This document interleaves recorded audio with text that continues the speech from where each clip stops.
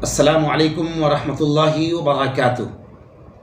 روزہ راز ہے عابد و معبود کے درمیان، روزہ راز ہے خالق و مخلوق کے درمیان، روزہ پوری انسانی زندگی کا خلاصہ ہے، اور روزے کا بنیادی مقصد تقوی ہے، اور تقوی 4 چیزوں کے مجموعے کا نام ہے۔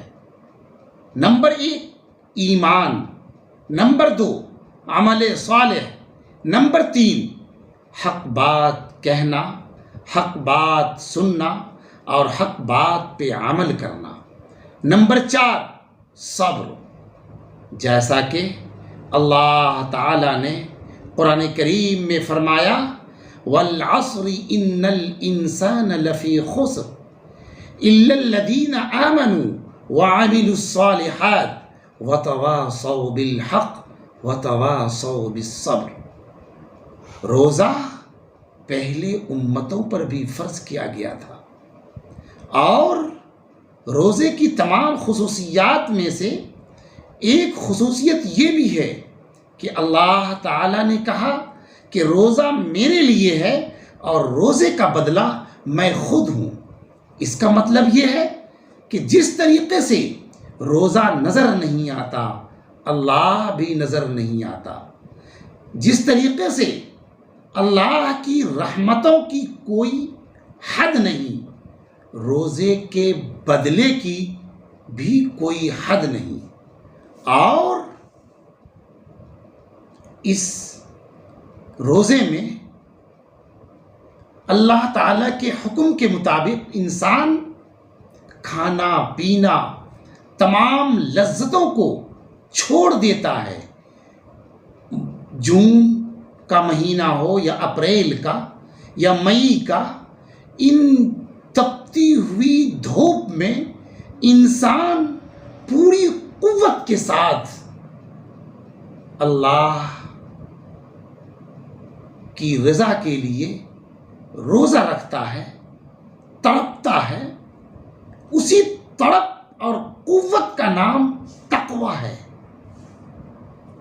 اور روزے کی برکت کی وجہ سے، رمضان کی برکت کی وجہ سے اللہ تعالی نے ایک شب متعین کیا، لیلۃ القدر۔ لیلۃ القدر کسے کہتے ہیں؟ آپ نے سنا ہوگا، قرآن کریم میں اللہ نے فرمایا خیر من الف شہر، کہ 1000 مہینوں سے، 1000 مہینوں میں سے افضل ترین رات شب قدر ہے۔ شب قدر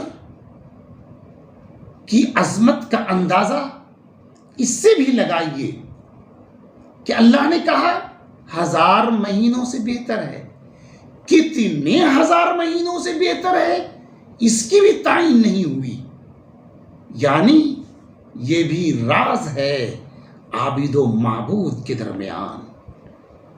کچھ عبادتیں ایسی ہیں جو خالق و مخلوق اور عابد و معبود کے درمیان پوشیدہ ہے، صرف میرا رب جانتا ہے۔ آپ زکوٰۃ دیں گے، روزہ رکھیں، نماز پڑھیں گے، حج کریں گے، لوگ دیکھیں گے، لیکن روزے دار کی کیفیت کو دوسرے آدمی نہیں دیکھ سکتا اور نہ ہی محسوس کر سکتا ہے، صرف اللہ دیکھتا ہے، اللہ محسوس کرتا ہے۔ اسی لیے تو کہا کہ روزہ میرے لیے ہے اور روزے کا بدلہ میں خود ہوں۔ شب قدر کی بات آئی تو ایک بات مجھے یاد آ گئی، 2018 کی بات ہے، میں خانقاہ رحمانی منگیر میں معتکف تھا۔ حضرت مفکر اسلام سید شاہ مولانا محمد ولی رحمانی رحمۃ اللہ علیہ کی معیت میں 23 رمضان کی بات ہے۔